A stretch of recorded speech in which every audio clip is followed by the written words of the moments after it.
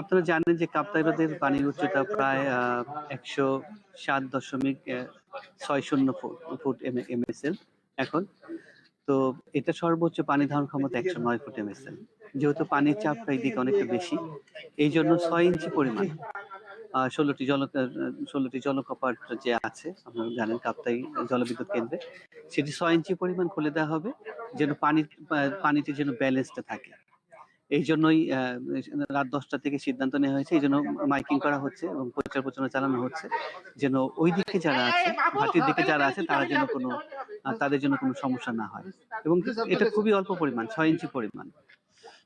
নিচের যে আমাদের ভাটির যে অঞ্চল, তাদের কি কোনো প্রভাব পড়বে কিনা স্যার, কি মনে হচ্ছে? এটা প্রতি বছরই আসলে ছাড়া হয়, যেহেতু এদিকে পানি ধরে রাখার মানে সর্বোচ্চ সীমায় পৌঁছে গেছে, এখন একটু ইচ্ছা করলেও পানি আর ধরে রাখা সম্ভব নয়। তো যে কারণে সামান্য পরিমাণ পানি এখন না